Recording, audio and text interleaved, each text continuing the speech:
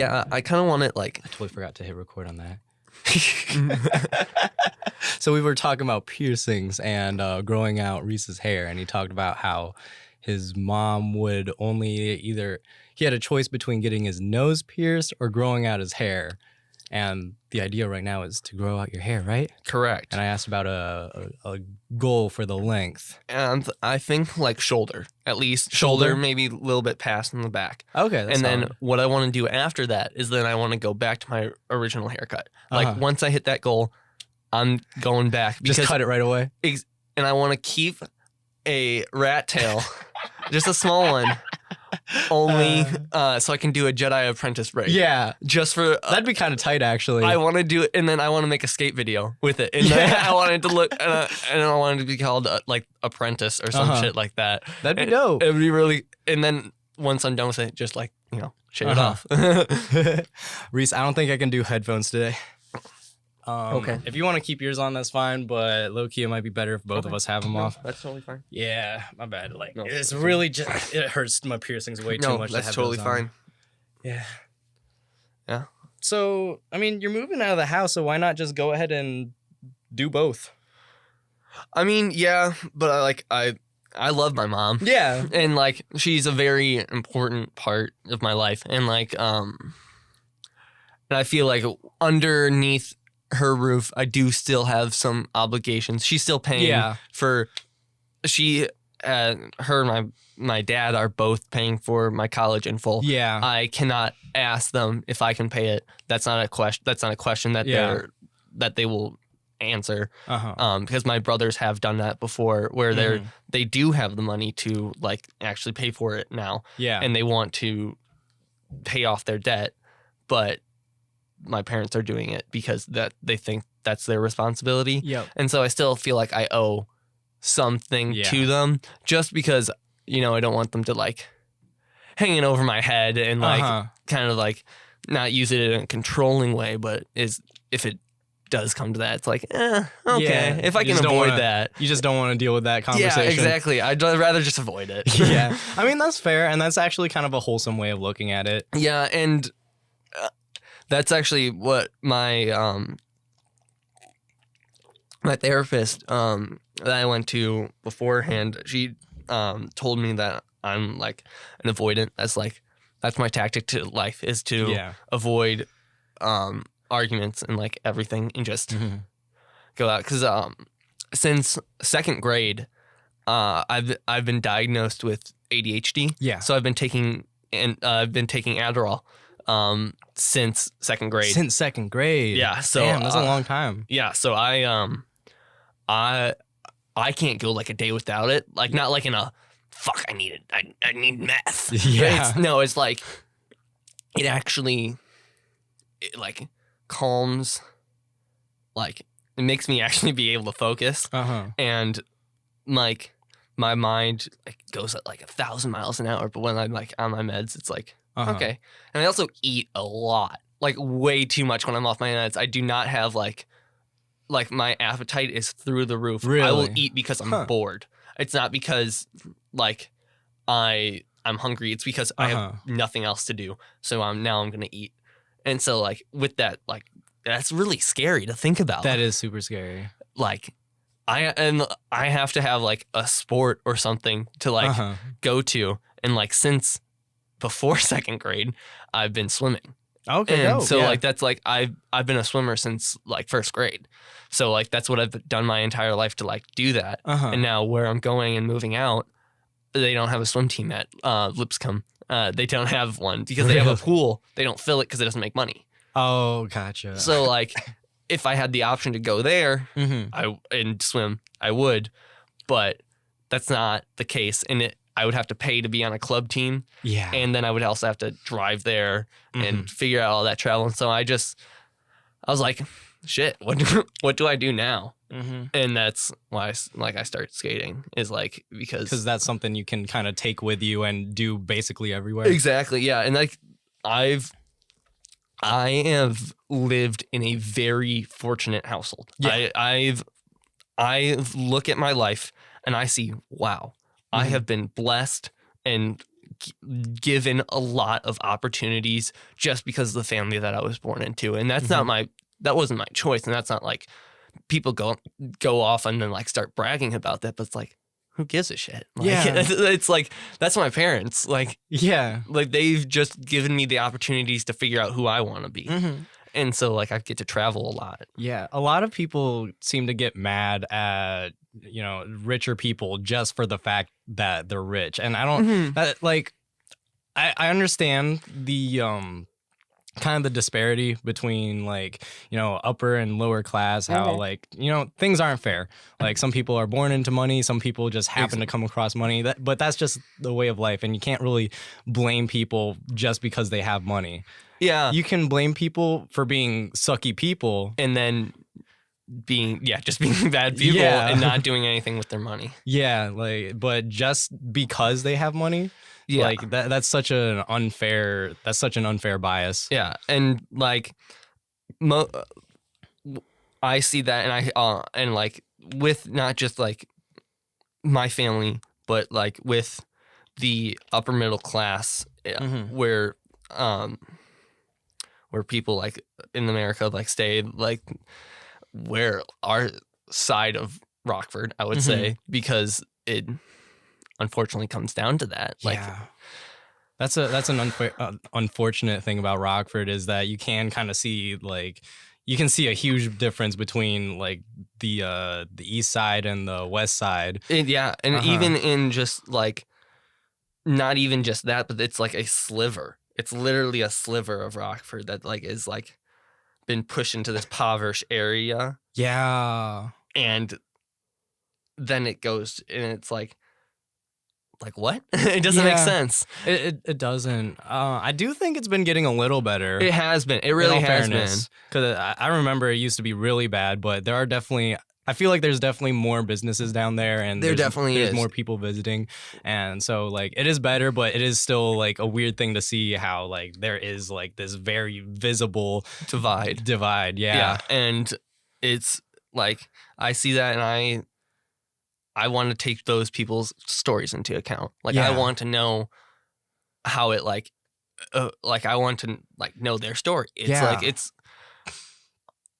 I don't know how like to say this, but it's like I want to explore and learn. It's just the biggest thing is that I want to hear how people like they perceive the world, and I just want to know people's philosophies about stuff. Yeah, because I feel like once you like understand that about other people, a lot of the things fall into place. A lot of good things fall into place. Yeah, when it comes to understanding.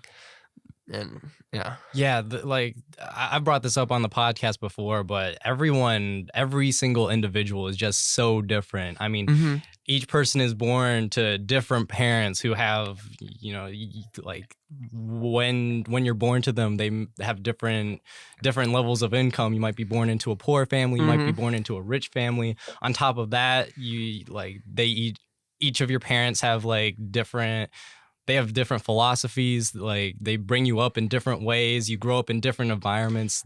Just like the entire process of growing up is different for every single person. And it's fucking hard. It is. Like people don't. I like to make like when I go to the skate park. Okay, it all comes down to skateboarding. I know it's weird because it's come into my life very recently, and it's a very big passion that I have. And it's like, it makes me feel like the same way I feel about music. And it's like, once I know that, it's like, man, this makes sense. Cause like my brother's a snowboarder. I can't snowboard for shit. I ski. I love skiing. It makes me feel the same way when I snowboard or like when I skateboard. Yep. It's like, but that's only in the winter. Like, and that's only in certain places. I can't go to some park out in fucking Nashville and ski during the winter.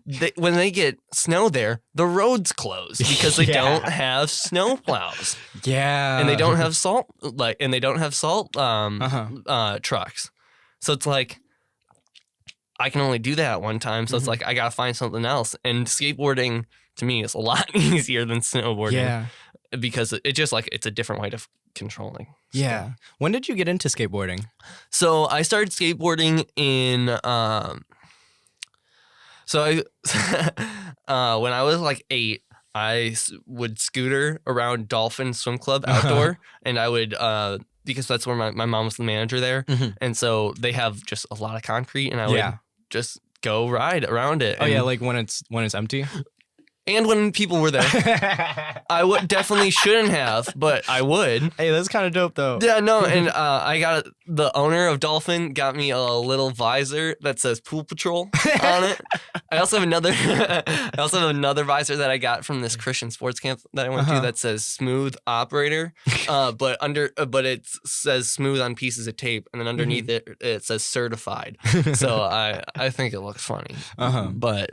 I got into skateboarding around like actually like wanting to like learn how to do tricks and riding like summer of 6th grade. So that was a while ago. Yeah, so like I would watch like just like skate clips and I'd be like, that's cool. And I didn't try riding at all then. My brother had a longboard that I wanted because it was a land yacht one, and then underneath it looked like a spaceship. Oh, really? And like the inner workings like of a spaceship, and then like the top was like the nose was like the top of the spaceship, and the bottom was like had fire, and like in between was like wires connecting, and like he was like it was like needed repairs. It was really cool.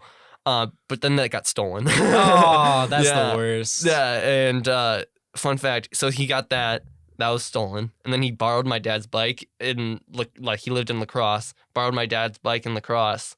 That got stolen, and I guess he just didn't learn. Bad luck.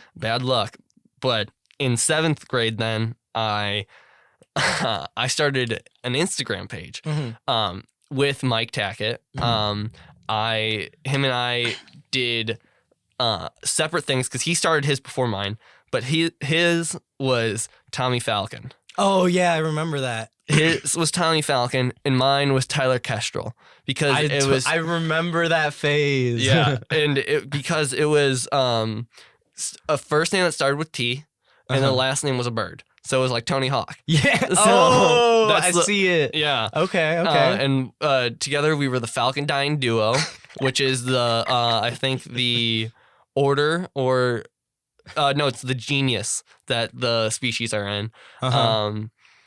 And so he would come over and we would just like play with tech-techs, like because we didn't know how to skateboard. The only trick he knew how to do was he could do a shove it. I remembered that on a skateboard, like on carpet. Really? Like he could do it on carpet. Okay. And so like I was like, dang, I want to learn how to do that. So what I did is I started riding. My brother had a board that they got in 2003, the year I was born. Yeah. So it was a 7 3/4 board. Okay, so that's pretty small, right? That's a small board. That's a teeny tiny board. That's what we call the popsicle stick. That's what back in like back in the early 90s was like, that's like the style that they used because it was good for doing flip tricks in the air. And that's because that was what the phase was.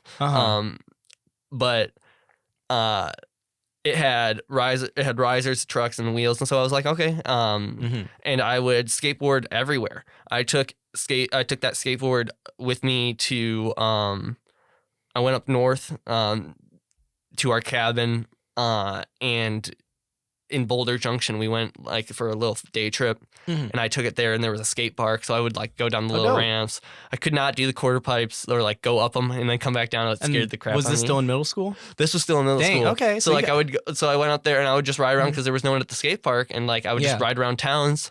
I would ride around my driveway. I brought it up to La Crosse, Wisconsin with me when I went for Oktoberfest, and like it was just like a new way to explore, and a new way to like find things in an urban environment, because that's what my life was progressing to. Yeah. And I know I didn't see that as a 6th or 7th grader, but it was just like this new journey that I could go on. Yeah, that's such a like just taking your skateboard everywhere and riding it everywhere, that's such an important first step to learning it that I have not gone through. Oh no, that's why I was so again, I was super lucky. There are moments in my life where I can say, wow, I was really lucky that happened. Yeah. And that's one of the things is that I started riding so early because not even tricks, not even like in my mind yet, was just riding and getting used to being on that board. And so I, from 7th, 8th grade, and then in freshman year, I was just riding it. And then sophomore year, kind of didn't ride it. And then junior year came around. That's when everything shut down. And I was like, all right, I guess it's time. Time to get back into it. I was like, time to get back into it. It's time. Exactly. And I was like, all right. So I would go out for like 9 hours, like 7 to 9 hours a day when I like on days I wouldn't work. I would go out and I would skateboard for very long periods of time, and that was just to get like the ollie down. Yeah, and that was just to get that first basic trick down. And once I learned that, it was just like keep going. It's like keep going. I don't know how else to describe it, but keep going.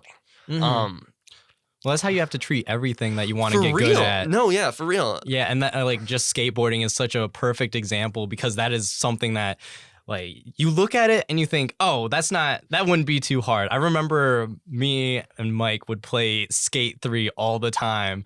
And that's actually the reason I got my skateboard is we were playing that game and we were like, oh, how hard could it be? Yeah. So I went out and got a skateboard that same day and then came back and like I'm still not even like comfortable on it. Yeah, no, it takes a lot. Yeah. And it's so fun because it's so new. Yeah. Where the community is, even though there are millions of people who skateboard, there are millions. There's still a community that that feels like a close group when you go to a skate shop, when you go to a skate park. And there are people who like try to gatekeep it and like there's that and everything. But it's like at the end of the day, you do you. Like that's all it is. Like, and especially with again a perfect example is skateboarding. The first skateboards were roller skate trucks, sawed in half, and then screwed onto pieces of wood. Yeah. That's it. Dangerous as fuck. Dangerous as fuck. The wheels are made out of metal. So there's no bearings. They're axles that are just rolling. Really? So it's like tin car wheels basically. And it's extremely dangerous, but people loved it. Yeah. There was the first like sponsored skateboard team was in the 60s and they were doing freestyle tricks on those types of boards. Types of board. I can't even imagine. Yeah, I know. And it's these like just like young kids like like I think the youngest one was like 8. It was like 8 to 16. We're like these just like kids who were surfers and were like, hey, let's bring this to the streets. Let's bring this to the streets. And like there's and then from there, like in the 70s, it like grew, and then the 80s, they didn't know how to make the boards right. That's like those weird boards that have like just the back tail and like the big, like they kind of look like a goldfish cracker. Yeah. That's like when they started like making those. Oh, so that's what era that type of board is from. Yeah, it's when everyone's on cocaine. And they were like, ooh, let's see how cool we can make this board. And that's like also when a lot of like not the ripstick, but like that type of marketing like came out. It's like, oh, here's the mountain board, here's longboard. Well, I'm not counting longboarding as like a gimmick of skateboarding.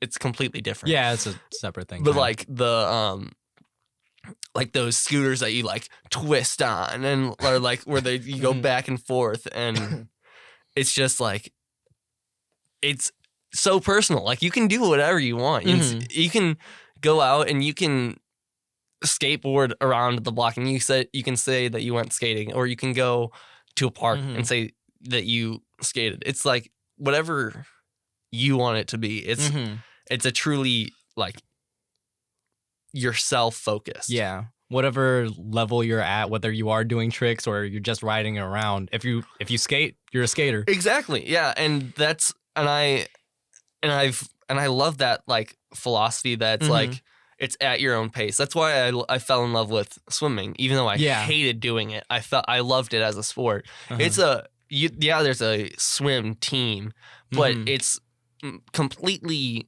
individual. You think about it, the only person that can make you faster is you. You don't have, it's not like you're getting past the ball or and you caught it weird or they threw it bad. It's you. And there's relays, but it's still, it's your time that you're contributing to it. And it's that like idea where it's you drive yourself. Yeah.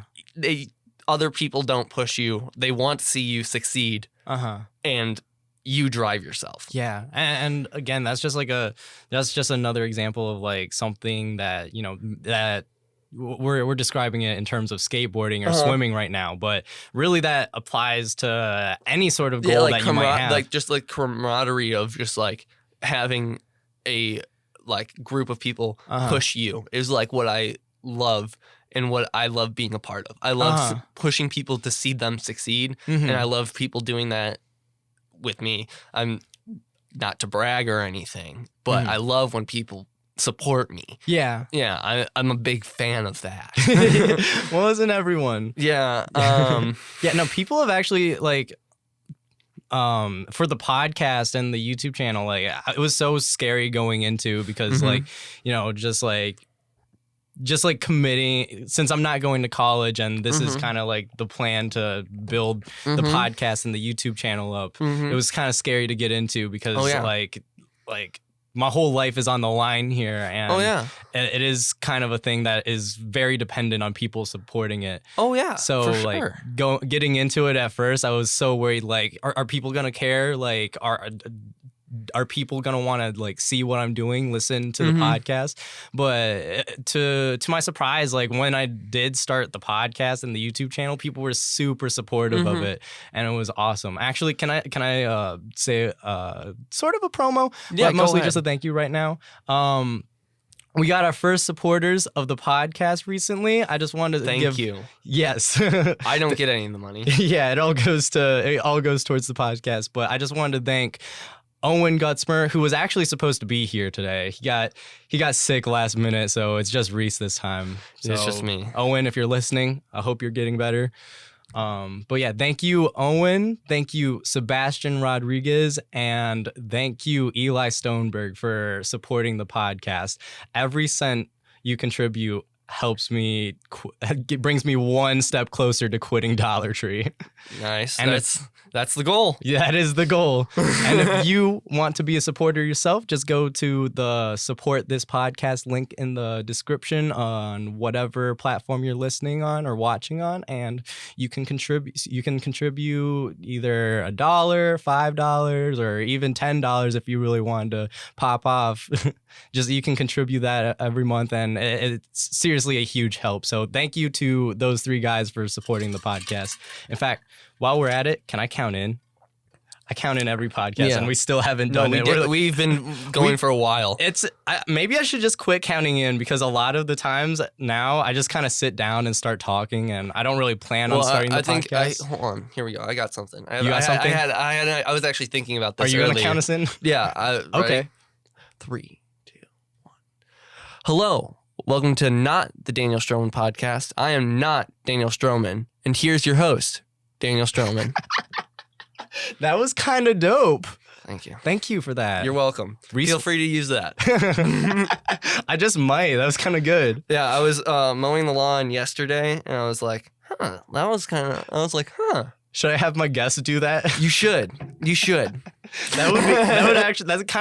That kind of fits the sort of, I guess, theme of the podcast. Yeah. It was kind of accidental. Like, I remember last week when I had Nathaniel on, I was talking about like the origin of the title of the podcast, and it was me just I don't really want to come up with like a unique name to it, because I kind of think that those are corny, but I also didn't just want to name it after myself. Yeah. So I just threw "not" at the beginning. And in a way, it was kind of an accidental metaphor because, like the podcast is about bringing guests on and hearing what they have to think and like going back and forth and sharing ideas and philosophies or just talking shit together, whatever it is. So it was kind of like an accidental, like perfect title, but no, it really works, and it's a fun show to be on. It's a fun show to listen. On a fun show to support. On potentially support on Spotify, Apple Podcasts, Stitcher, and wherever you listen to your podcasts. Dang, you're just doing all the promos today. Yeah, you're welcome. Well, Rhys Weyrauch is on the podcast. Wow. Dun, Dun, dun, dun. So we were talking about skateboarding. We were a little just before we did briefly all that like promo stuff. Yeah. And you actually had a pretty gnarly accident recently. Yeah, where I did. You broke your jaw skateboarding. Yeah. So we tried to record this last week, right? It was not last week. We were trying to record this like Monday. Yeah. Was originally, and then we pushed it back to Wednesday. Yeah, because I was sick. You were sick, and then we pushed it then, and then Owen got sick today. Owen got sick, and then just a bunch of other stuff happened. So I'm glad we waited because I can now like I could then, but I can actually speak now. Yeah, I remember a couple weeks ago when I saw you last, it was like your jaw was basically like, it was like you couldn't really talk. Yeah, no, That's it was how bad it was. It was really it was hard. I got super lucky. So let me tell the whole story. Yeah, just go over the whole story. Let me tell the whole story because you know it, but other people don't. So I was in Chicago for a wedding shower, and so I went to the shower in the morning, and then I was like, all right, I'm gonna go skateboard. So because I bring my skateboard everywhere, I love going to new parks, I love looking around the city. Sue me. So I went to Logan Boulevard Skate Park in Chicago. Great park. Recommend it. It's underneath a bridge. It's underneath, it's like underneath the bypass, and it's like fenced off, and they have like ramps and stuff. It's really cool. So I got there by the train. So I was heading back to the train station, and I was skateboarding in the road, and it was raining and it was dark. So I was like, all right, I should skate in the road, more light. So I was skating in the road, then a car passes me, and I was like, you know what? I should probably go on the sidewalk. And as soon as I get onto the sidewalk, there's like a crack that's like half a foot, but like 3 inches deep. So my front trucks go straight into that, and since I didn't see it, I wasn't prepared to like bail off my board and just like I could have prevented it easily if I just like got off my board and kind of ran forward, like I normally do. But since I didn't see it, I wasn't prepared, and I hit the ground straight directly on the bottom of my chin, and then I split open my chin here, and then I broke my jaw right down the middle of the mandible, and then right horizontally above in my side or my sideburn. I was gonna say sidebrow. My sideburn line. That's what they should be called. Honestly, sidebrows. But so yeah, it like broke in those two places. So what I was, again, just happened to be in Chicago. Again, I can look back. Wow, just incredibly lucky. I got rushed to the ER because my parents were in town. Were also in Chicago, so I called them immediately, and they came and picked me up. They came to pick me up, and they took me to the ER where I got 3 stitches in the bottom of my chin for just the cut, that was open. Yeah. And then they're like, all right, you need oral surgery. We can't do it here. And so they transferred me to UIC dental surgery. So I got the best dental surgery in the country on accident. like coincidentally. Well, good for you. I mean, like I wasn't planning to break my jaw, but like if I was, that'd be the place to do it. It was the perfect place to break your jaw. Yeah, so they did 2 incisions, one right below my ear, all the way down to the curve of my mandible, where they went in and they put one plate right in my sideburn, sideburn area, and then they went in through my in my upper mouth or my lower mouth, and they put another plate in between my in my chin. So there is 2 plates holding my face together. It's been like 3 weeks since I broke my jaw. All they had to do for wiring, they didn't have to wire my mouth shut. Luckily, otherwise I wouldn't be doing this, and I would not have been able to talk to you 2 weeks ago. But excuse me. But they just put this one wire. Yeah. Oh, I see it. Right there. Around my bottom 4 teeth, just to make sure that they are held in line. My bite hasn't shifted because I went to the orthodontist yesterday, and then I went to my dad's office. My dad is a dentist. Shout out him. He's a Shout out Dr. Weyrauch. Shout out Dr. Weyrauch. Thank you for taking Daniel and I to GameStop in 5th grade. He did do that. He did do that. You had your Assassin's Creed hoodie. I did. Oh, uh-oh. Did you? What? Do you still have that? No, it would definitely be way too small for me now. Yeah. Okay. I forgot to add that. Yeah, you just got that too. Like you had like just gotten it that week. I was dressed like Ezio. No, just like casually too. Yeah, no, those jackets are so cool. They are kind of cool. Like I went to C2E2 a few times. That's the Chicago Comic and Entertainment Expo, for those who don't know. And it's basically just Comic-Con in Chicago, a lot smaller. But every time there's a booth there that like sells like Assassin's Creed like jackets that are like super well done, and like I was always like, I want one of those. And it was mainly because you got the one in 5th grade. Yeah. It's kind of dope. Yeah. But like I was saying, my jaw is fine now. Yeah, that actually healed up pretty quickly. No, it really did. No, it was, my dad was like, wow, yeah, that was amazing how insanely well like your mouth like healed. And I was like, look at me. Yeah. I'm basically a freak of the medical industry. Doctors hate him. Yeah, that was definitely something I was worried about when bringing you on, because I was like, is he gonna have like trouble physically speaking? Because because of the injury. Yeah, no, there was, for a little bit there was like, it was difficult to speak. Like that's why I have a little bit of a lisp right now, is because my tongue gets stuck on that wire because it's going around my teeth, though it's right there. Yeah. So otherwise my tongue would be able to like roll naturally in my mouth, but it like clips it so my S's stop and my like T's stop. And it's not fun. But yeah, it's incredible that I was able to. Yeah, you sound really good for someone who broke their whole face 3 weeks ago. Yeah. And then it was also a main concern for going off to college, because my mom was like, hey, we don't know if we can send you. Like the first like the second week, they're like, yeah, just because like that's a concern. If it doesn't heal properly, you're fucked for a while. Yeah. And that's why 3 days after I went, I was in surgery. I went skateboarding because I was like, that's a good idea. I was super doped up on some narcotics that they gave me. Should not have driven, but I was like, I already take narcotics every single day with my Adderall. I'm fine to drive. Yeah. Okay. I was like, I'm fine to drive. I'm okay. It calms me down. I was like, yes. But no. Then my mom called me. She's like, what the fuck are you doing? And I was like, nothing. And then I was like, all right, I'll go home. And she's like, yeah, you better. I'll kill you. So I went home, and then she's like, are you an idiot? And I was like, yeah. And I went back downstairs to watch my British television, because that's what that's the rabbit hole I went down into when British television? Yeah. Not like, okay, so do you know Tom Scott? The YouTuber? I've heard of him, but I don't know him. He's a linguist. He studied, I don't know how you would say that.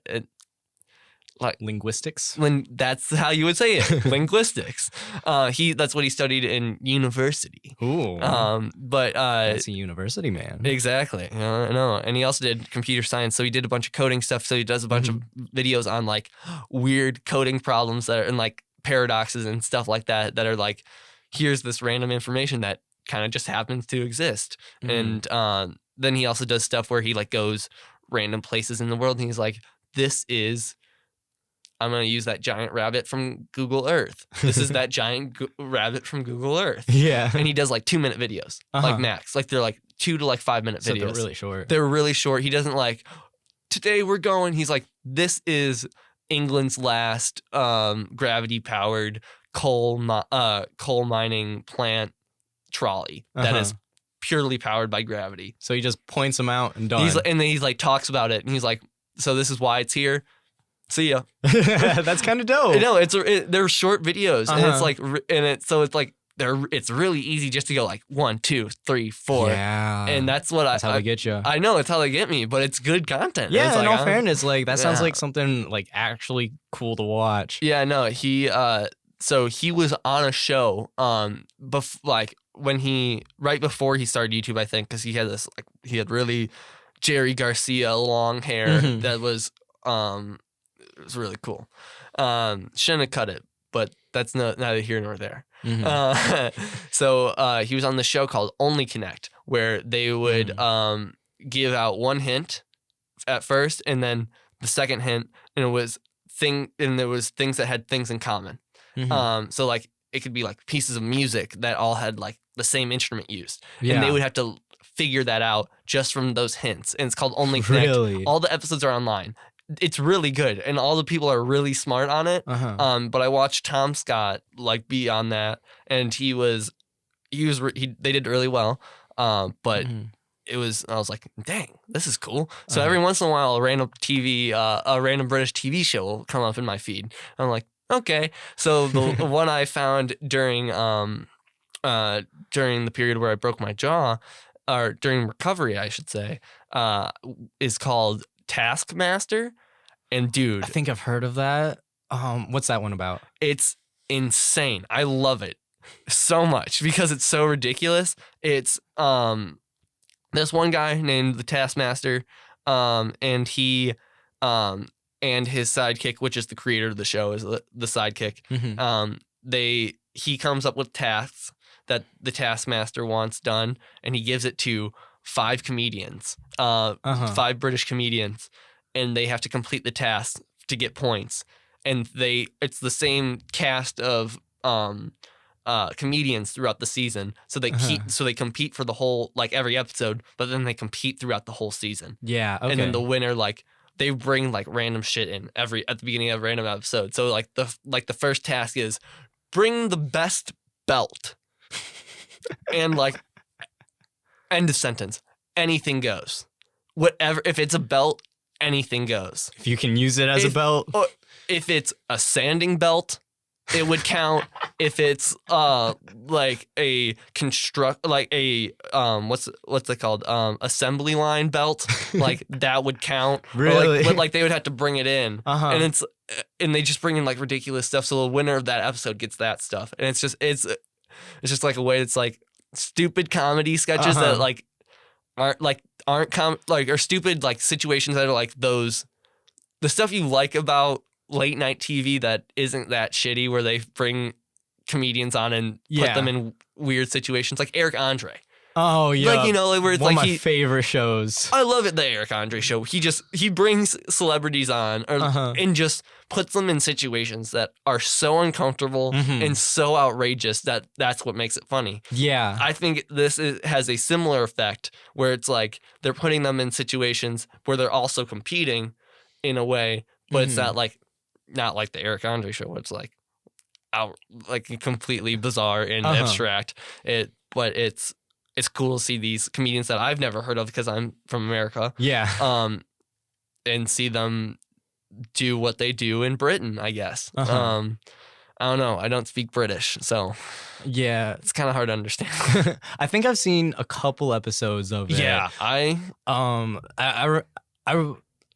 think this is the same show, but I remember seeing an episode where I think the Taskmaster was like, okay, try to get this, it was just like a small little pad thing, and he was just like, try it. And there was like a golf hole post thingamajig. Yes, and he's just like, try to get this as close as you can without touching the green. And there was like this green carpet around it. Yeah. So a bunch of people just tried to throw it, but other people like lifted the green carpet and got closer. And that's actually from the season that I binged. Yeah.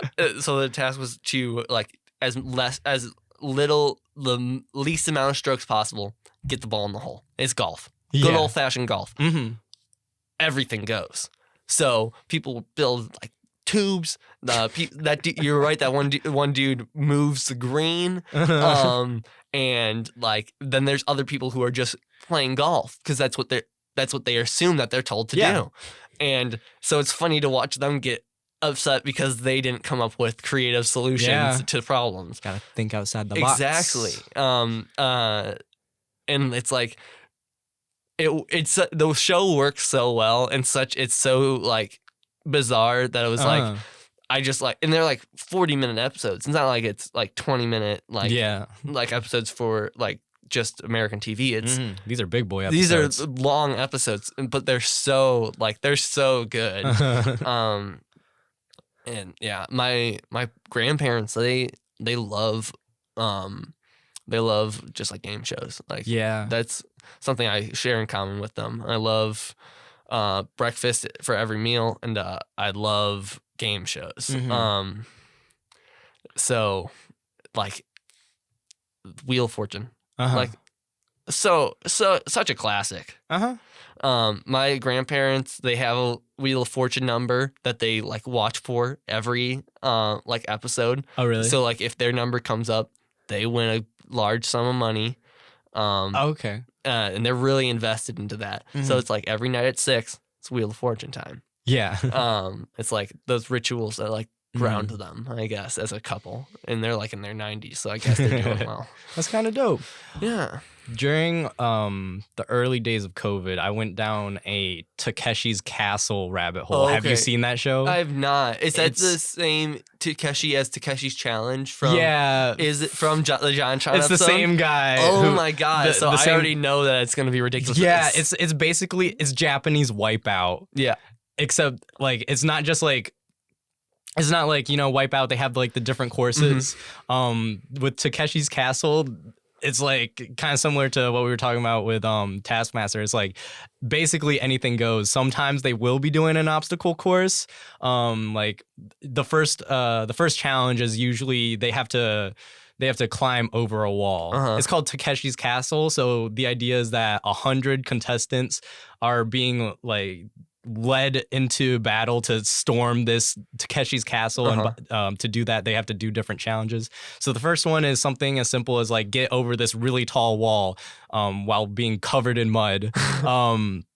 Other challenges, they'll be trying to cross a really wobbly bridge while people are shooting balls at them. Or there's another challenge where they're just fighting sumo wrestlers.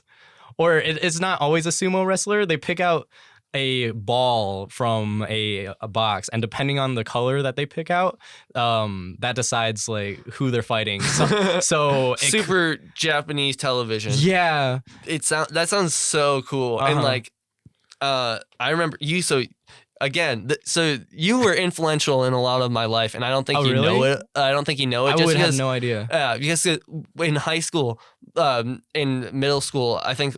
That's kind of like where we separated, or in middle school is where we separated. Not that we weren't friends. It's just we had different friend groups. Yeah, that's just how it was. It's how it was. But like Peanut Butter Gamer, you introduced me to, which I then led into John Tron. I still watch him to this day. You do? I'm still subscribed to him. I still watch. I like his like Goodwill videos. Those Goodwill are still games. They're still good. Oh yeah. I still watch the Hey You Pikachu one all the time. That one's so good. It's his best video. It's such a classic. It's such a classic. Same with Takeshi's Challenge. Like.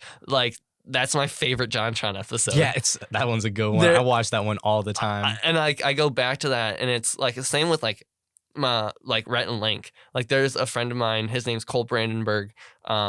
He moved when we were going into I want to say either first or second grade. Okay, so this was a long time ago. So this was a long time ago. And so he moved, and then I went to visit him out in Pennsylvania, and he lived in Harrisburg. So we went out there. It was fun. Yeah. He had a lot of Legos, so it was a really good time. Yeah. And I brought NFL Tour with me. that's a conversation for in a second because I will come back to that. Okay. But in his basement, I had a phone. He did not. So no, so that wasn't in first grade. That was in like fourth grade. When I went out there. Yeah. Because like I had a phone just for like it was my brother's old iPhone. Yeah. That which is weird to say. I don't like that I can say that I had a phone in fourth grade, just because like I preferred I didn't. Like looking back on it, it's weird thinking like especially back then, like kids with phones wasn't really a thing back then. No, it wasn't. Now it's super common. Every kid has the newest iPhone. I know, but it's still weird to think about, like that idea that it's like everyone like needs this form of communication just because it's so essential now. Yeah.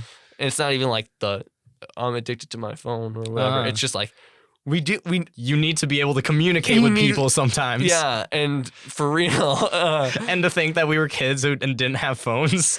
Yeah, we were just out and about. Yeah, no, like I would be gone for like a good 8 hours a day, just in my neighborhood. Yeah. Okay. Your parents would just have to trust that you would come back. Yeah, no, for real. But back to what I was watching on that phone. Yeah. It was Rhett and Link.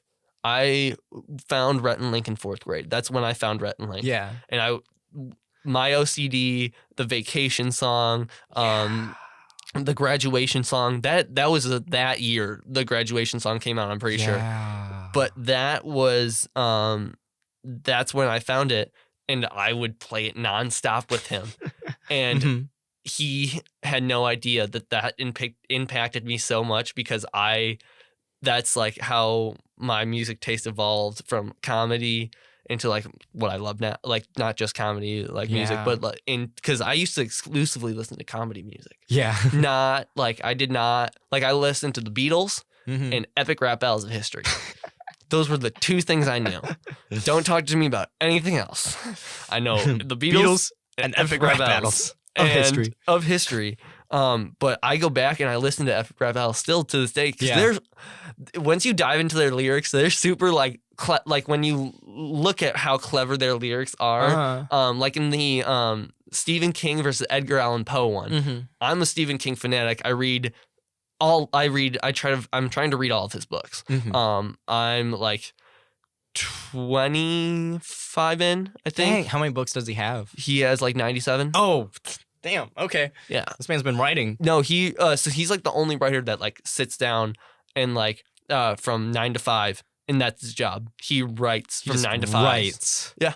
That's like his process. He like goes to like he's like, all right, I'm going to work, and he writes. And like he's written some of like so I mean they're my favorite books because they're some of the only books I've read. They're the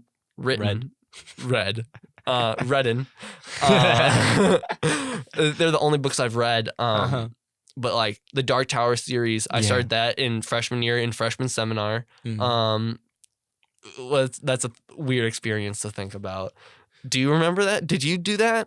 Freshman seminar? Oh, freshman seminar? Yeah. I got stuck in it. With the pot belly over the summer? Not over the summer. Oh, no, okay. I had like the actual class during the semester. Oh, okay. But I started reading it then in freshman year, and it took me till junior year to read all the books because I can't focus. Yeah. So how do I combat that? Ask me that. How do you combat that? I'm so glad you asked. I like audiobooks. I love audiobooks. And this is the Audible promo. This is the Audible promo. No, I do love audiobooks, and it's not because I like not reading. It's because my eyes cannot like do that. I cannot like read one line, go to the next, and read it because it's so close together. My eyes are like, and my brain are like, what? Sorry, trouble hearing you. Shut up, Siri. Sorry, So my eyes and my brain are like cannot like comprehend like reading one line and then going down to the next one. It will like get lost and it's very bad. But I fell in love with listening to people read in third grade with Mrs. Johnson when she read us that book about the Chicago Fire. Oh, no, I wasn't in Miss Johnson. You wasn't missing. I said that like I was remembering. No, I definitely didn't remember that. Well, in said Mrs. didn't have her. Johnson, in Mrs. Johnson's class, Uh-huh. we read this book about the Chicago fire, but we read alongside her, and that was really fun for me because I could read alongside and like have someone know where we are and keep track. Yep. So I could, when I do get messed up, I don't have to waste time remembering what I just read and going to the right spot. So I like to listen to audiobooks while I read the book. Yeah. And it's an incredible help. And it's like, there's a lot of people who are like, oh, you listen to books? Okay. But it's like, That's such a dumb thing to say. I like, really? Like, okay. I mean, like, I know the story. I'll tell you how it ends. I'll tell you how it ends before you finish the book. Like what? Like, okay, there is a difference between listening and reading, but like for the most part, you're coming out with the same ideas if when you listen to the book as if you did read it. And, exactly. You know, especially for you, since like it was hard to focus, like maybe you wouldn't have gotten anything out of the book if exactly. you and just sat down and read it. Yeah, and there's like portions where it's like I'll forget stuff like that happened because I had to spend that time going back over it. So I would forget stuff that happened, and there would be later on in the book connections that I wouldn't have made from the beginning to the end of the story that I now like can say, oh shit, there's connections there. Yeah. Yeah, and it's like I love reading, and I love Stephen King. His writing style is really weird. I love it. It's very word heavy and very descriptive, and that's what I like when it comes to a book, and like good story and all that, you know, when you like to read and whatever. Yeah, reading is a habit that I need to get back into because I used to do it a lot. Well, not really a lot, but like I did it more than I do now because now I don't read it at all. But I have so many books that I'm trying to read right now, all at the same time, and the thing is, like, I don't really have time to sit down and read, which is why I have been thinking about getting into audiobooks so that I could just play that while, you know, I'm at work or if I'm like at the gym or doing anything else. No, it's such a great like alternative to when like you don't have time like to read, because that's how I used it as well when I was working more, and I was actually able to listen to music on the job because as a lifeguard, can't really do that. Yeah. But watch for dying people. Yeah. And sometimes they are dying. But when I was when I worked at the golf course across the street, and I what's it called? What did I do there? I would take the golf carts from downstairs to upstairs, and I would tend to the driving range. And I would just listen to audiobooks the whole time.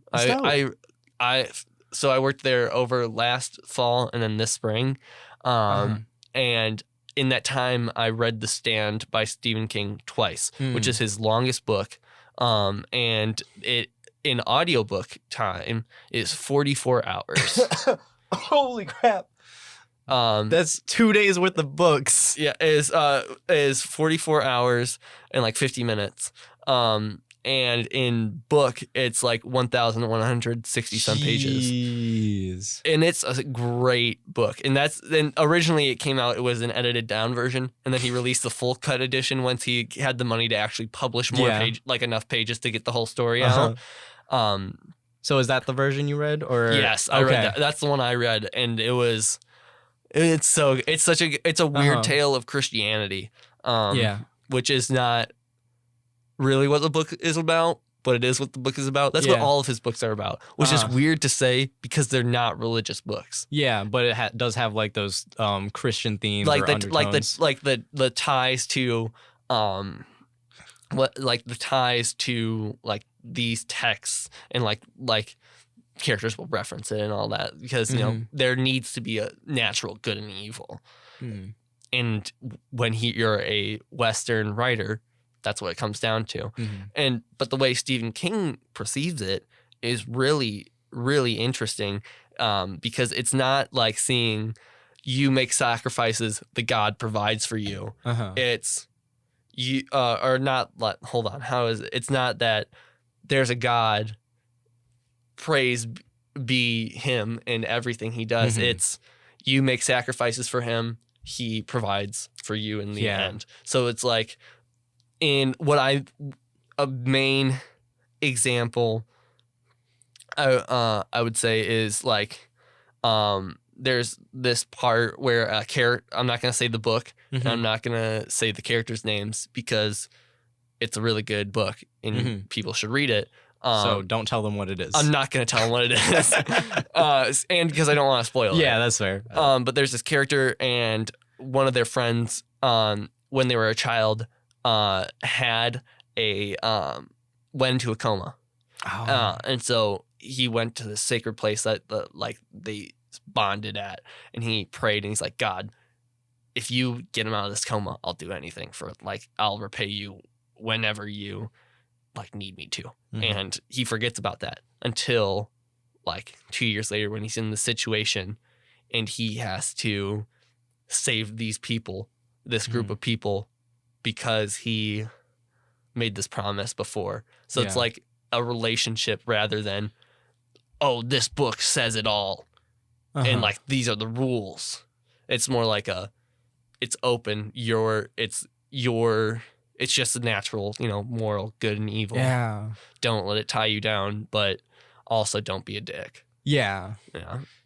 But it's weird. Because I love, again, this all comes back to what I've been saying. I love learning about other people's perspectives. I love learning how people see things, and especially with Nasser is one of my really close friends now because we Shout skateboard. out Nasser. Shout out Nasser. Go listen to that episode. Doing all the promos. I'm doing all the promos. I know. It's like I read the Wikipedia page. I'm kidding. I don't think there is a Wikipedia page. No, if someone wants to make that, though. That is true. I remember when I started a band. And I was like, we need social media pages and whatever. And I started a Reddit page. I started a subreddit for the band that didn't exist. Really? Yeah. And I think about that all the time. It's so funny because it's so unnecessary. It doesn't matter. We didn't make any music. What? Yeah, but now it's there. Now it's there. Now it's there. If someone takes that band name, the subreddit's there. Yep, it's yours for the taking, I guess. It's yours for the taking. But already did all the work for you. I know. I tried to learn it's HTML. HTML, yeah. I tried to learn HTML. Could not. No. I took a coding class in sophomore year. Yeah. It's so hard. So hard. Ayush was in that class, and Justin McCall was in that class. Did they just wipe the floor with you? So we found number one. We found so it was myself, Justin, Ayush, and Evan Bertina, and we found all of the answers to the PLTW course online on a website. Is that the course you were taking? Yeah. Yeah, okay. We found all the answers, and we would just do that, and then we just do that, and then we'd play Minecraft the whole time. Sick. That's all we would do, and then the people next to us, the people in the classroom next to us would come onto our server, and then they would kill us, and then it was a cracked version of Minecraft. It was 1.5.2. The fact that you remember that. Yeah, I know, because I've done a lot of research. I did a lot of research because I downloaded a texture pack for it. I did all this stuff because I love Minecraft. It's whatever. Yeah, Minecraft is a dope game. It's so cool, and the fact that I can go out and have a conversation with a kid that at the pool that I guard for, and he comes up to me every time I work just to talk about Minecraft. That's kind of he's dope. there every day, almost every day, and he comes up to me just to talk about Minecraft. That's I'm so cool. Hell yeah! But the fact that I can communicate with him about something that I love is insane. Yeah. But we since it was a cracked version, there was a lot of loopholes and stuff. So when you put your username in, that was your username. But other people could go and say that they were that username, and they would log on and take your place in the server. Really? And then they would take your body and all your stuff and they'd be in the place that you were. So that would continue to happen every day. And so it got to the point where we were using special characters in our name. So like our It got intense. like our name would be blank. We got to the point where we were setting spawn traps. We moved like thousands of blocks away, and it took all semester just to us like do the final. All the answers were A, then go into the Minecraft world and play Minecraft to defeat the Ender Dragon, because Evan Bertina was going to graduate, and it was the last day for not sophomores, for seniors. Yeah. Because they leave early. So it was like that last day, and we were like, we gotta do it. And we're like, no one else can come on here. No one else from the other classroom can come onto our server and mess up our Ender Dragon fight. And it got so intense. But we did it. You did it? We did it. Ooh, yeah. I know. Congratulations. Thank you. For all the times that I've been the Ender Dragon, that one was the most intense. Yeah, I'm sure. Yeah, and it was also that's also before they made it so it's a ring. It like with all the end like towers with where you throw like or where you shoot the bow. For the end crystals, they made like in the 1.9 update, it's all in a circle now. Okay. So before that, a random number would generate and it would be in a random array. Oh, so it'd just be all over the place. Yeah, and yeah, that's something I never really noticed. Yeah, no, it was it's. I'm really into Minecraft. Me and sorry, were you gonna say something? No, go ahead. Oh, me and Owen actually did the same thing on our during graphic design. Oh yeah. Yeah, we like me and him. We worked with like Photoshop and all those other things beforehand, so it was a pretty easy class for us. And that was with Mr. Owen, right? Yeah. What a great man. I love him. He was such a good teacher. Yeah, I only had him for one class, and it was that one. Me too. I only had him. Senior year, but him and I got super close. Even though I was all virtual. And I did Kappa all 4 years of high school, and so like I wanted to paint my brick in one of the Kappa rooms, right? To say like, oh, I'm graduating. I was here. So I was going to do it in the choir room because that was the last 3 years I did choir. The first year I did theater, but then a lot of the people don't like me who are going to be in choir next year. So I was like, you know what? I'm going to avoid that. So yeah, I was like, I'm going to avoid that. There it is. I brought it back. Yep. I was like, I'm going to avoid this. So I was like, hey, can I paint mine in your room? He's like, sure. And I was like, cool. Nice. That's the end of that story.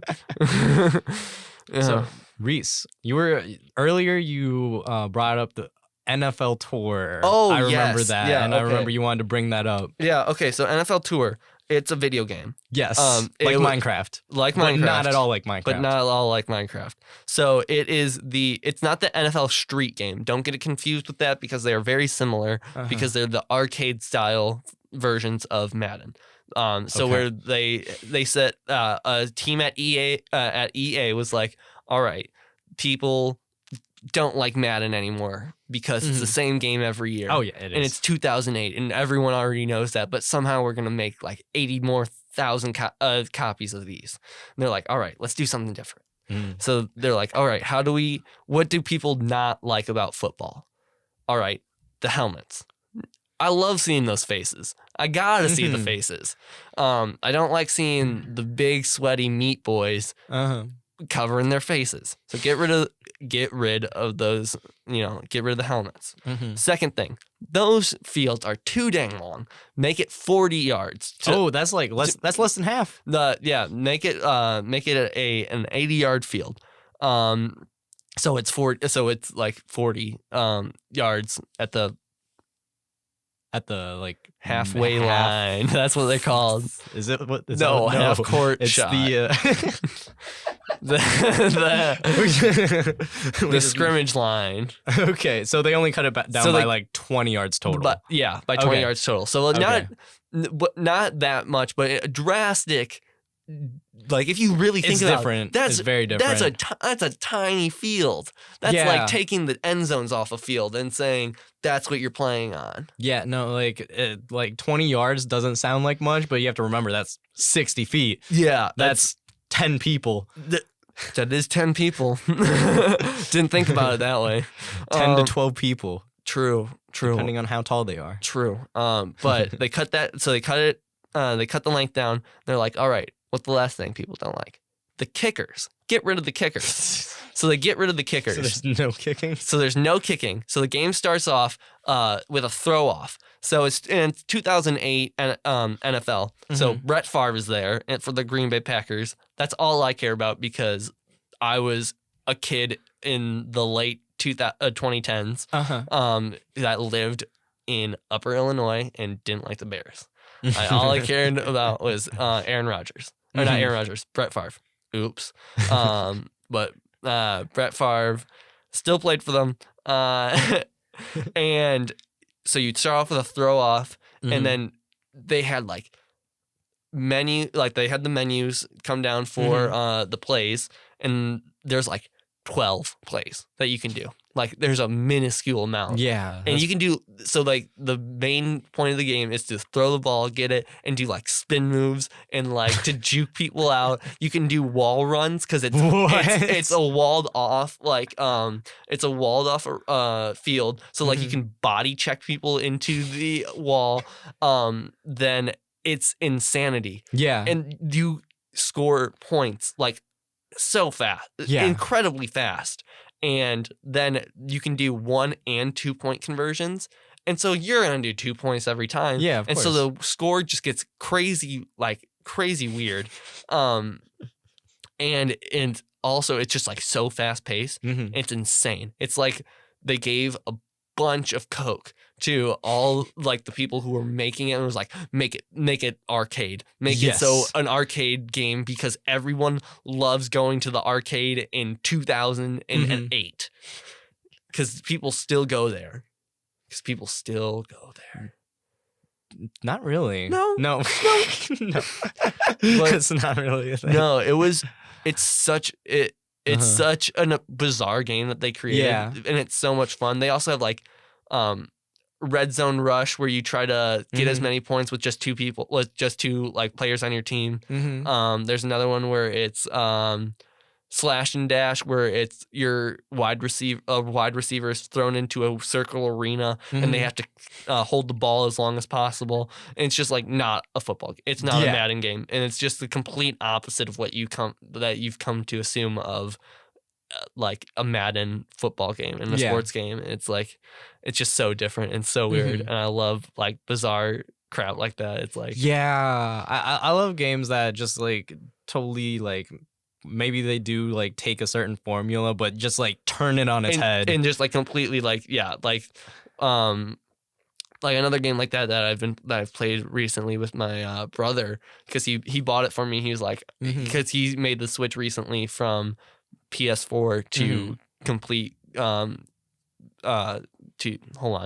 he made the switch from PS4 to. He made the switch to PS4 from holy shit. All right. What is this? 4th try? Yeah. You got it. Got it. Take your time. Prepare. Breathe. Okay. So he made the switch from PS4 to computer. Yeah.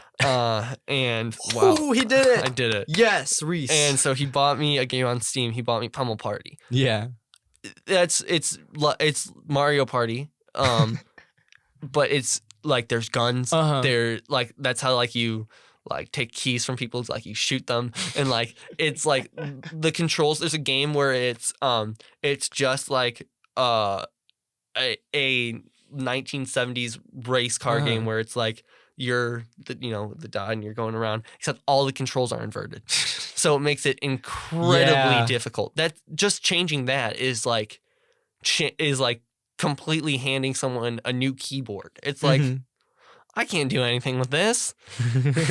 And I'm so bad at it, but it's a game that I love to play it just because like the more terrible I am at it, the better the time I have.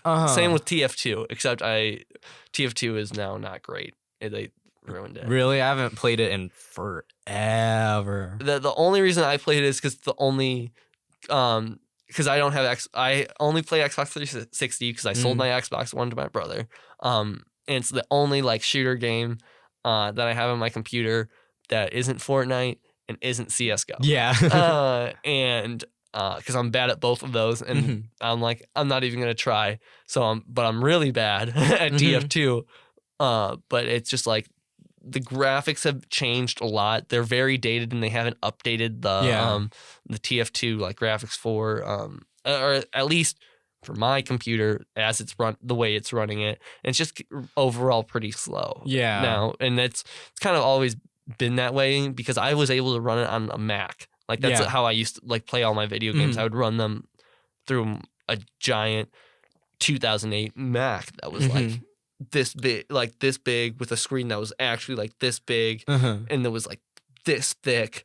And it was like that's why I played Minecraft through. And it's like for like 8 years I played like Minecraft because it was like easy to run. It was easy to run, and that's all I had. It's hard as shit to run now. Oh yeah, it's so hard to run. Jeez, like I like once I started doing YouTube videos and all that, like I got this like really powerful computer, not the highest end computer you can get, but like it's pretty solid, and like it runs Minecraft fine, but like I still can't turn everything all the way up. No, yeah, for sure, because I also in Minecraft, back to Minecraft. Yeah, I got really into Minecraft Skyblock for Hypixel. Yeah, so that's like RuneScape or Cookie Clicker, where you're just like the point of the game is to spend time in the game. Yeah, and like that's the flex is look how much time I've spent in this video game. So if anyone doesn't know what Skyblock is, it's this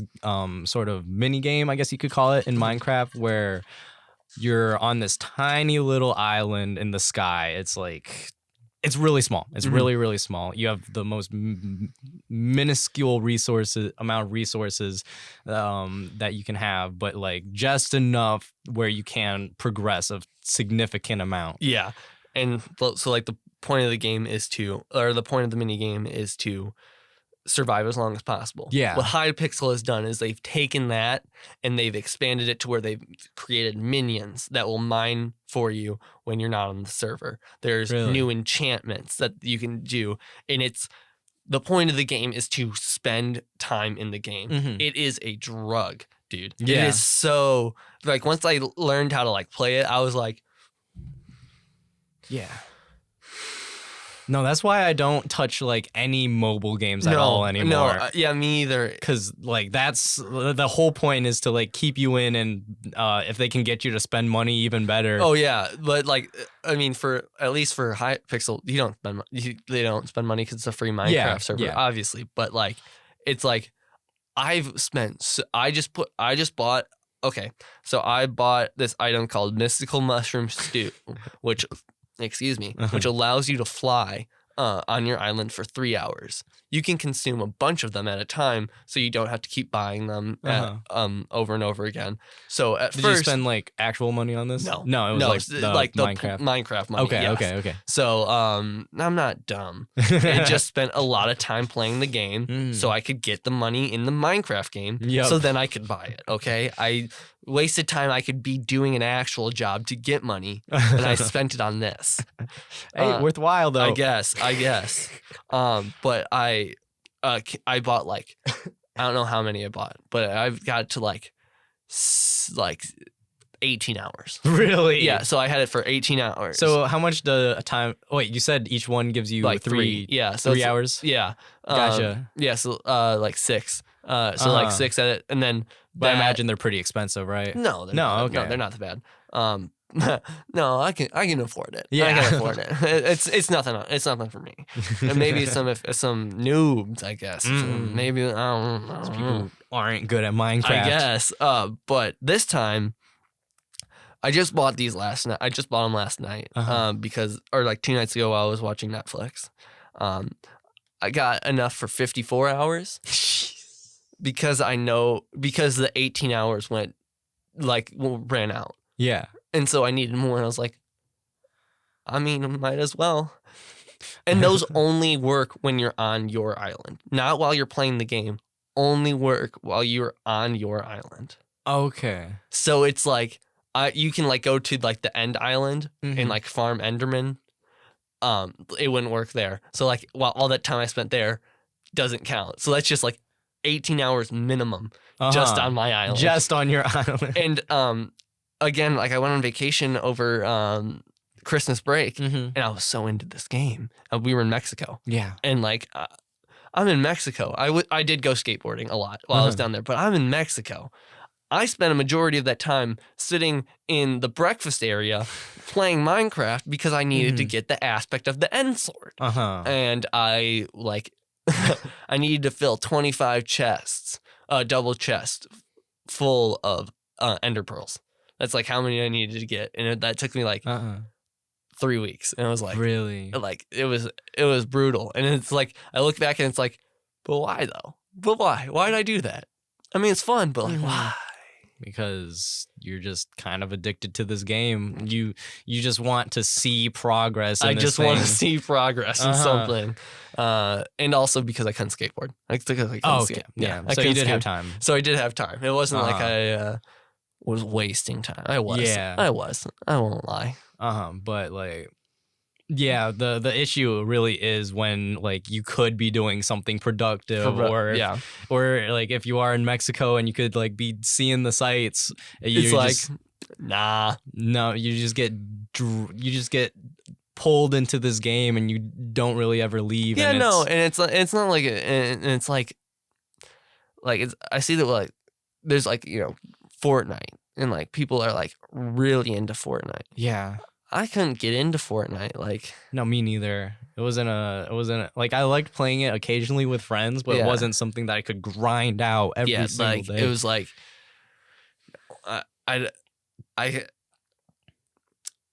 was about to be like, I don't get it. Then I just explained why I understand I get it. But yeah, it's weird. I don't. I have a lot of time on my hands. Yeah. And it's I'm just doing what I can to get by. Yeah.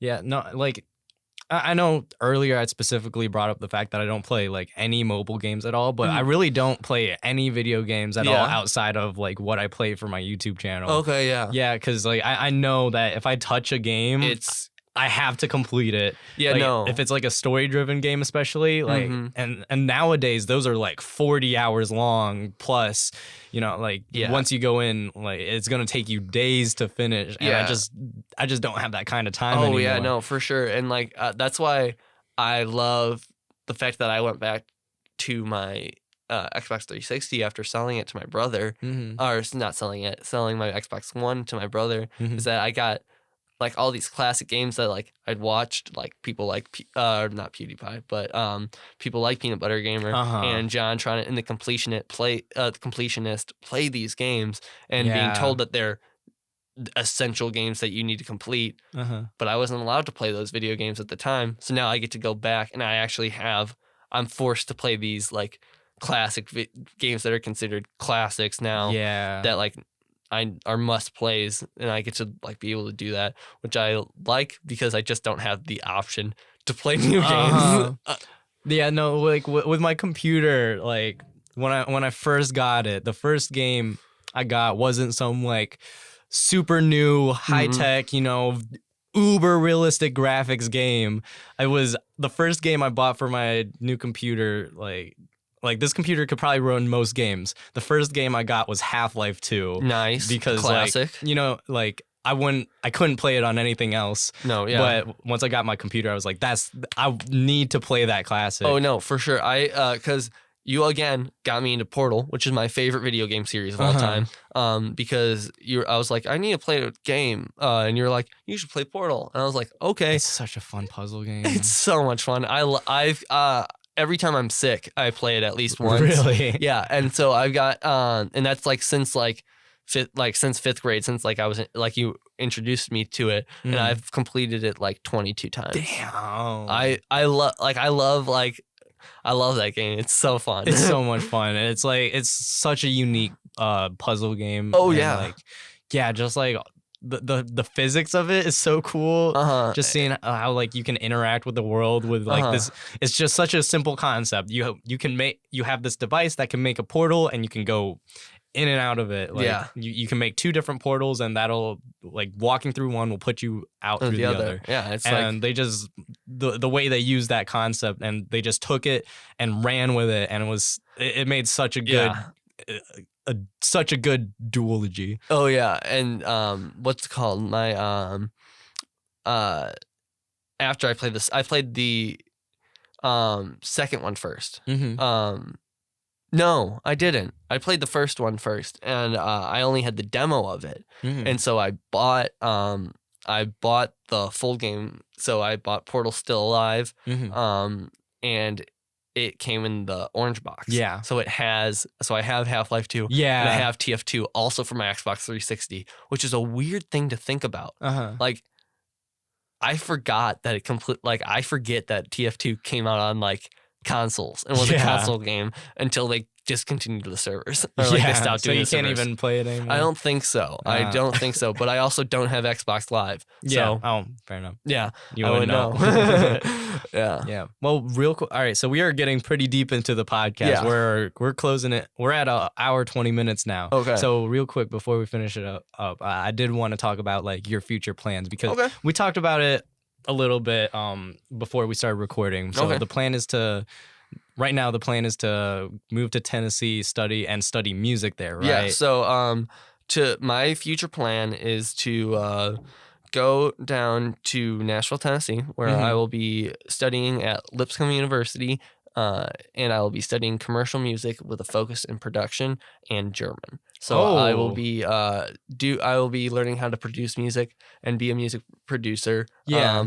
And then for the industry, not like industry, but like for like the music that I like and whatever.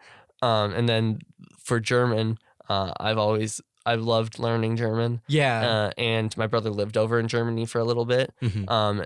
And I fell in love with it. And they have a study abroad program there. So I'm gonna study abroad. And one of the requirements to major in a language is to go study abroad in a country that speaks that language. So I was like, since I can go over there for the music production course, might as well major in that as well. So the idea is to start off in Tennessee and then eventually, once you can, study abroad in Germany. Just move. So how long do you have to be in Tennessee at first? So I will my first 2 years, I think I'll be in Tennessee, or it will be my sophomore year that I can go study abroad. But for this year, both semesters, I'm going to be down in Nashville. Then next year, I'll be down there, and then I'll study abroad in Vienna for a semester. Oh, okay. Which is the music capital of Europe. Yeah. So that'll be really cool to be into. Super cool. Yeah, and because I love Europe.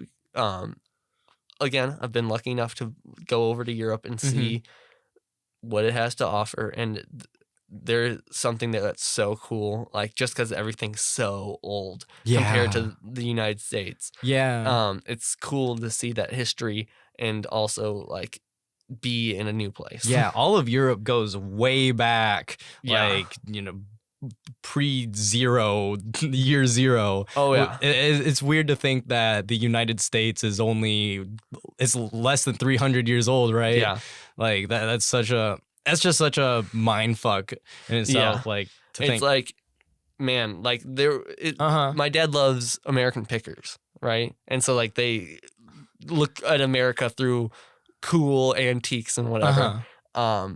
And one of the things was like, this was a sign from a church in England that was in some dude's garage over here in America. Really? Yeah. And so they're like, when they went out to like look at it, they're like, I have no fucking clue what this would be worth or anything, because we've never it's American antique, so it's everything we're used to is started from like 1776 to now. It's like that's American like antiques and history is that small, and so like they have no clue what they're looking at when it comes to like stuff from Europe, and like they had to call like someone else to, and it's weird to like think that's like that's such like that time difference is such like an industry fuck when it comes to like even little stuff like that. And it's like it's weird to think about.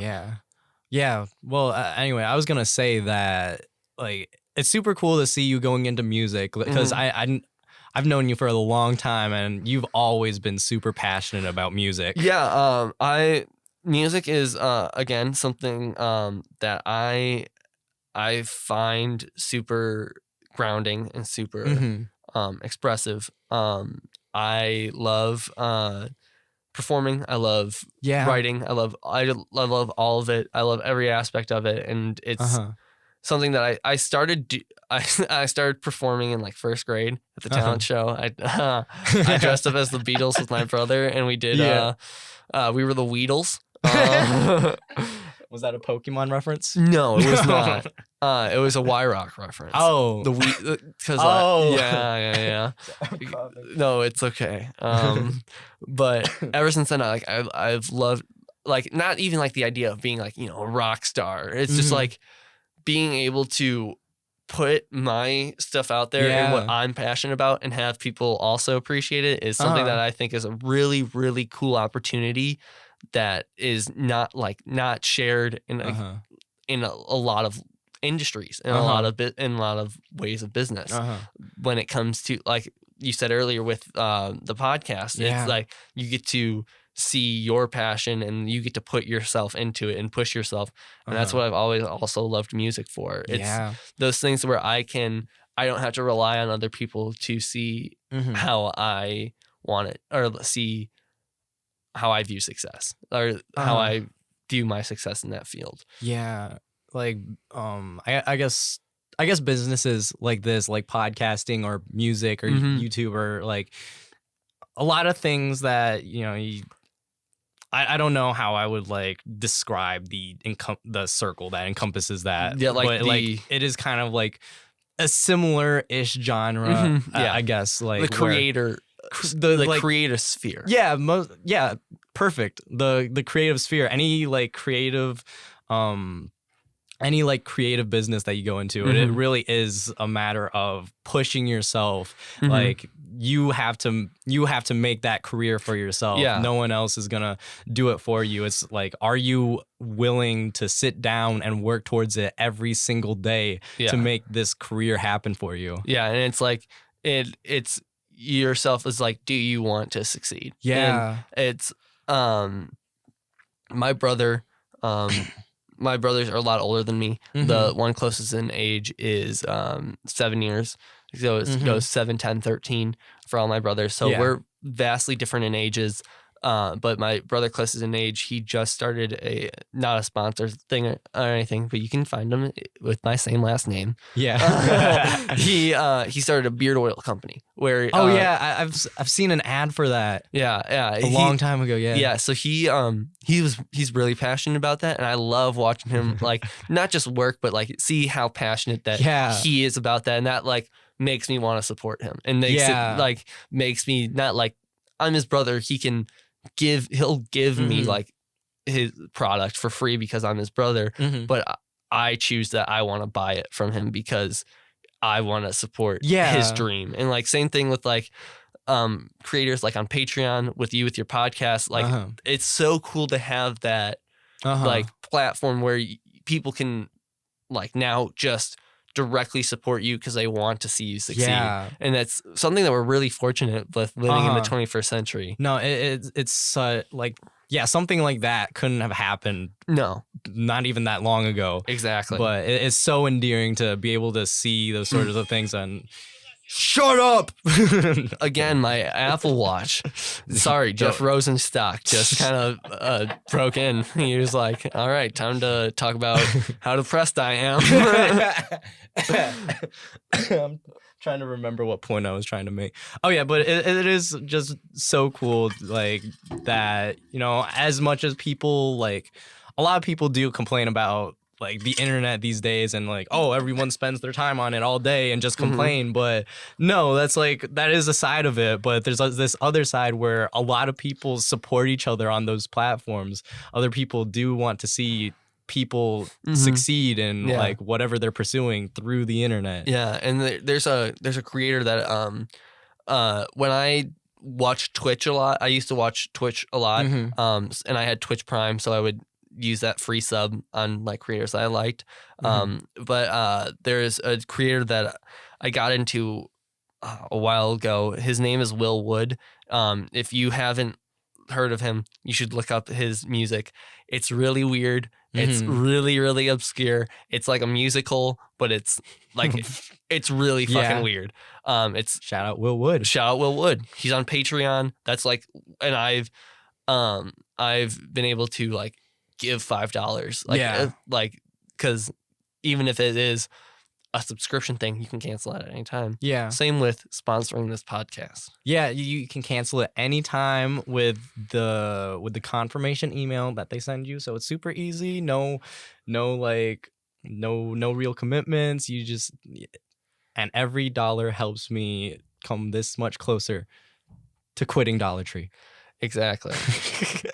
But yeah, and it's cool to see that like you're able to follow your passions. And that's why like when I first like saw you like start to do this, I was always like, man, I want to be on it. Like, like I told you, like when we were talking outside before, I was talking about I did have a podcast. I don't do it anymore. Do not ask me for another episode. I will not make one. But do you want to plug it so that people can see the 3 episodes that you've done? Okay, so you can only listen to 2 of them because I didn't, because the USBN number that's what it is, right? Something like that. Yeah, that the US.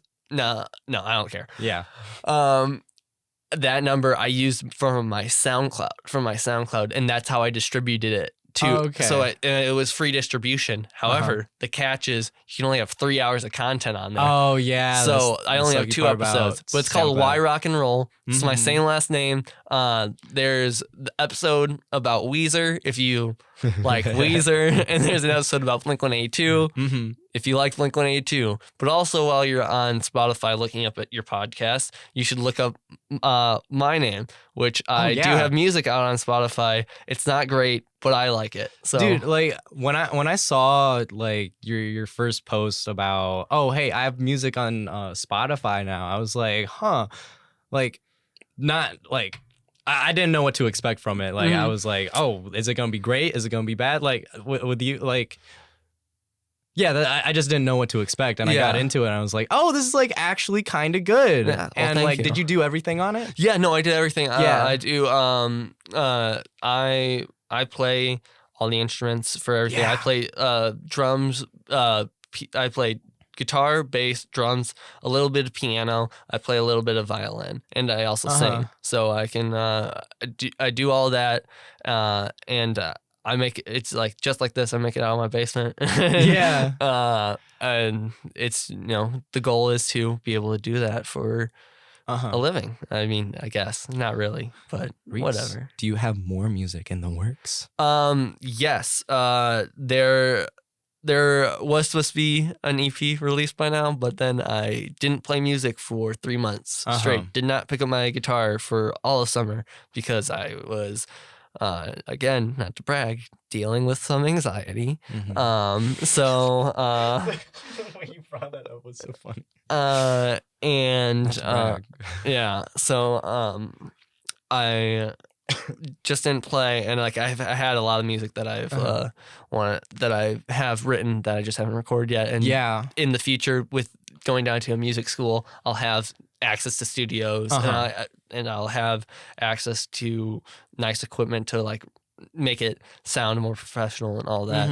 But yes, there is music in the works. So stay tuned. Stay tuned for that. So follow your Spotify. That's that's Rhys Weyrauch. Yep, it's Rhys Weyrauch everywhere. If you go to my Instagram, there's a link tree that has all my stuff. So and your Instagram is also just your name. Yep, just Rhys my name. Weyrauch. It'll be spelled in the episode title, so you can just copy and paste. Yeah, it's really difficult to spell. You're welcome.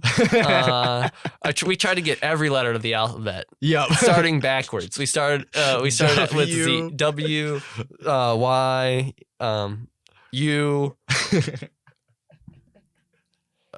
S. A lot of different letters. A lot of different letters are in that one. So just copy and paste if it's too much of a struggle. Yeah. Yep. Anything else you want to plug? I think that's about it. really it. Yeah. All right, Spotify, Instagram, follow those, and yeah, Rhys, I expect great things from you in the future. Wow, that's a lot of pressure. That is a lot of pressure. No, but yeah, like we were talking about before, like I do definitely want to have you and Owen on at the same time sometime whenever we can get that going. But yeah, for sure. It would be that's another thing about this podcast is I think it would be so dope to like, you know, the people I have on now, like we're talking about all these future plans, but I think to come back and it would be so cool like when I bring people back to see like what they've done, what they've accomplished. Exactly. So yeah, that's so cool. It would be so cool to like see how your music progresses in the future and like what you're doing with that. Oh, well, thank you. Yeah, well, Rhys, is there anything else you want to leave this podcast with? No. All right. All good. I was going to say something clever or something. And I couldn't think of it. That's all good. That's all good. Well, Rhys, thank you so much for being on this podcast. It was a pleasure. Having me. Thank you. Very sorry that Owen couldn't be here. Hope you feel better. Hope you're feeling better, buddy. We'll get you a podcast soon enough. But yeah, thank you for being on, and thank you for listening. Bye, everybody.